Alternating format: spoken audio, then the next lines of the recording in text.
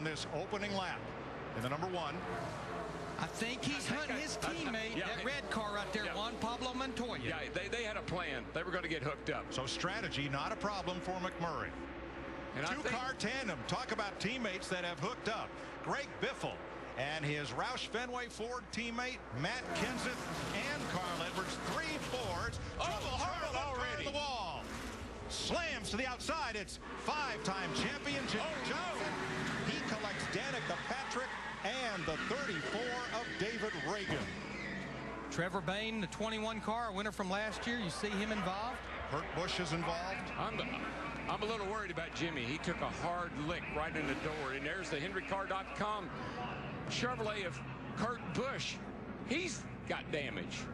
1 lap and 600 feet, and it's calamity. Oh, my gosh. Jimmy took a really, really hard lick, that second lick. David Reagan's Ford, his first outing for Front Row Motorsports. Busch will make it back around to the pits. Both of our winners from the Daytona races last year involved. Trevor Bayne won the 500. David Reagan won the July race. When you see the replay of this and you see what Danica did, you won't believe it. All right, let's keep an eye on Jimmy Johnson. He's right tucked up underneath the 78 of Regan Smith.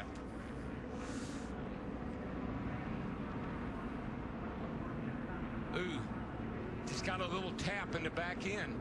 I believe that might have been Elliott Sadler in 33. Elliott Sadler gave him just a little tap. Right here's what I was talking about. Watch Danica. Right there, she gets some damage, but then watch her go down. Jimmy's car's total, but watch her right here. Right between those 2 cars.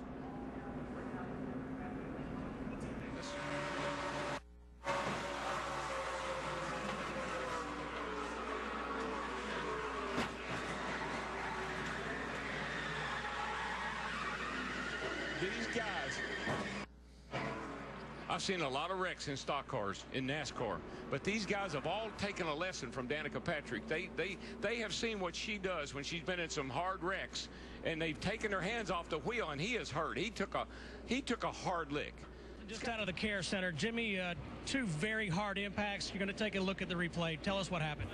Yeah, I'm good. You know, the last hit when I got hit in the door was pretty hard, but we're just all trying to make our lane work, and a lot of energy in the lane. I was kind of pushing the 78 a little bit. I could feel some help from behind, and just turned me around, sent me down to the inside lane and back up the outside lane. And then when I was sitting in the middle of the racetrack, I knew at some point someone was going to come along, and unfortunately, you know, David Reagan, I know where to go, but unfortunately I got drilled by him pretty hard. So, man, I'm just really, really bummed to start the season this way.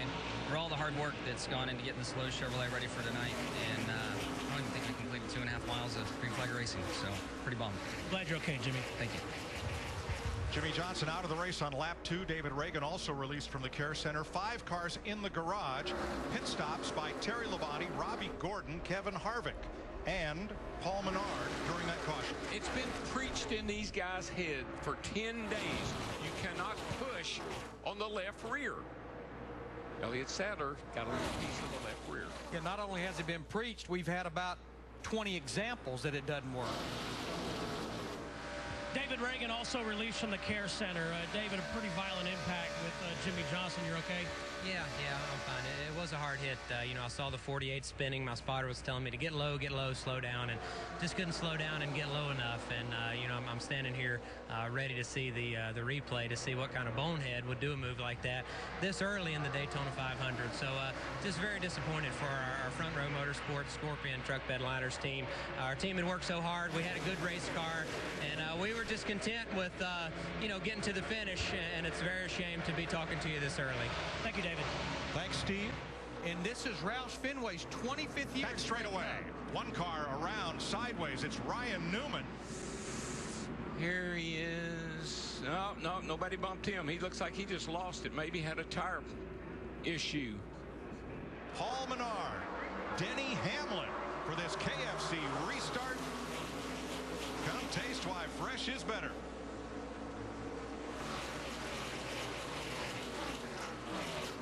Menard and Hamlin did not pit under this caution flag. Menard has been in earlier on the first caution.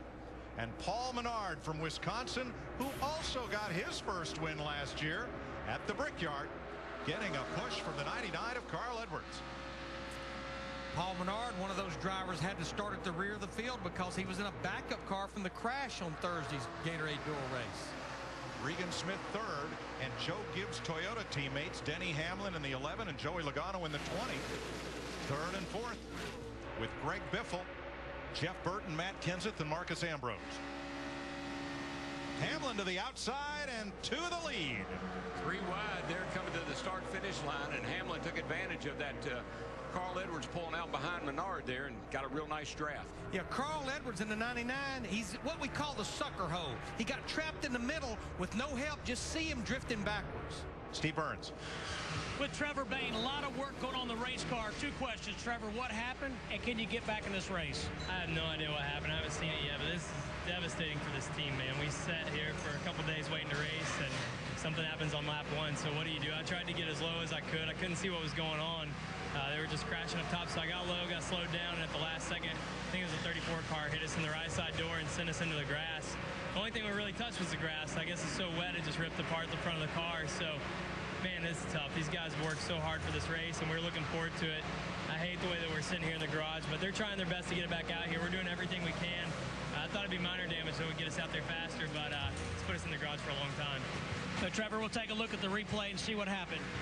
Yeah, I don't know, man. I don't understand what happened or why they got so antsy or who got turned sideways at first, but you know, you think that everybody's going to be patient after you wait for that long, that you're just going to be calm. And I had just said coming off the turn 4, I said, hey guys, I'm in the right place. I'm going to hang out back here for a little while and stay out of trouble. And as soon as I let off the mic, he said they're checking up the wrecking, and I slowed down the best I could and got out of the way as best I could, and we still got in it somehow. So I hate this for our Ford Racing team here. It's tough, but we'll be back. It just stinks we got wait another year to try to get another 500. Thanks, Trevor. Thank you. Under caution for the 3rd time tonight. Debris in turn number 2 causes the yellow flag to be waved. We had cycled through pit stops. Jeff Burton had reassumed the lead. That debris has now slid down off the racing surface. I don't know if you're aware of it, but it's quite a bit of pay at halfway. I'll keep you posted on that, but I just think it'll get pretty stupid around halfway. Shootout money for halfway. Got it. $200,000 is the midway payday for the driver that leads the halfway lap. That is coming 33 laps from now as we go back to green. Jeff Burton's Chevrolet on the outside of Greg Biffle's Ford. And with that caution, I truly believe if we go caution-free to the halfway lap 100, every driver out there should be able to make it on fuel. The only one I question is Clint Boyer in the 15, who pitted back on lap 55.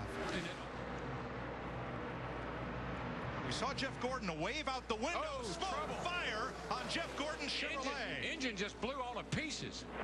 We're blowing up, guys. It's all done. 3-time Daytona 500 winner Jeff Gordon has brought out the 4th caution flag of the night at lap 81.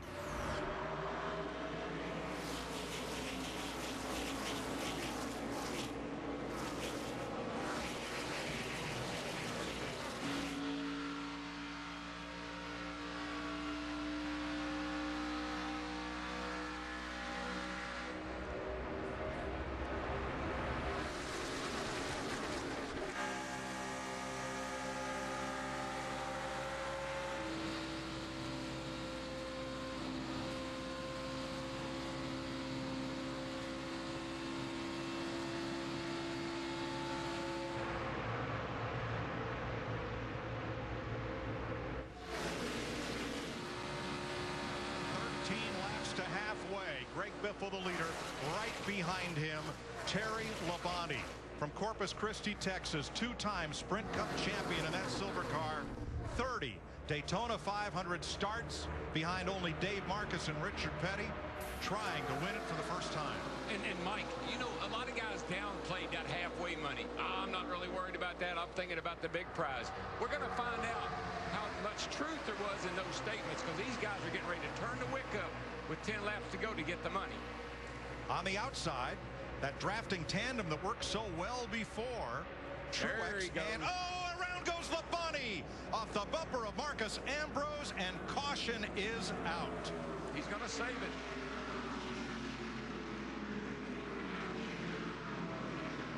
narrowly got him right in that left rear corner that we've been talking about.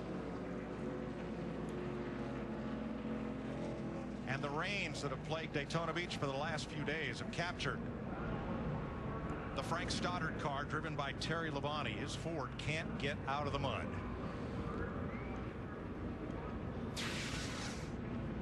You can see Marcus Ambrose right down there on the bumper of Terry Labonte, number 32, gets down on that left side. And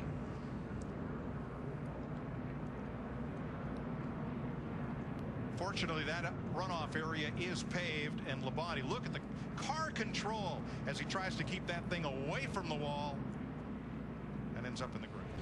Jeff Gordon down in the garage, Mike. And Jeff, I saw you debriefing with some of the key engine personnel at Hendrick Motorsports. Have you diagnosed the issue? Well, ultimately it broke a crank, but we're trying to figure out what caused that. It's pretty strange. We've gone through so much reliability testing that if we had seen some high temps or some high water pressure, then I would have kind of expected some of this to happen. But I was actually seeing surprisingly low temps and low pressure, so I don't know, maybe something was off there. But boy, it's a shame. Our drive to Hunger Chevrolet was really strong. We were just biding our time and being patient and working with guys. Every once in a while we could get up there to the front, but we weren't really even trying at that time. You're racing out there, but in order to actually make a big move to get to the lead, you have to push, and then you do take a risk at getting the temps up. So it just wasn't time to do that, but we were in a great position, great pit stop there, and just got to thank Drive to Hunger for everything that they do for all the older Americans that are dealing with hunger issues. Thank DuPont, thank Pepsi Max, and Chevrolet, all of our sponsors. This is not the way we wanted to start the season or the Daytona 500. So we'll go on to Phoenix. We'll see you there. Thanks. Thank you.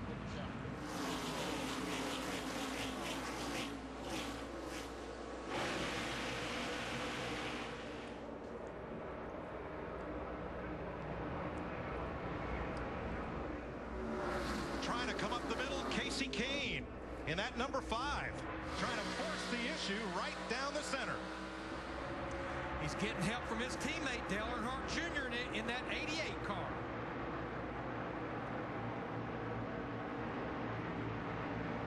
And Junior leaves Kane. He's still coming. He's got Matt Kenseth right there on his spoiler and pulls up to Marcus Ambrose. But how about Matt Kenseth in that 17? It wasn't that long ago that he was on pit road with them putting water in his race car. But how about Dale Jr.? He's just like his daddy. When he comes down these little sprint things here for a lot of money, he gets in the hunt. Kenseth now, his 17, the man in the middle, Junior on the outside. You're riding with Dale Jr. There goes Keselowski in the deuce. And Almirola.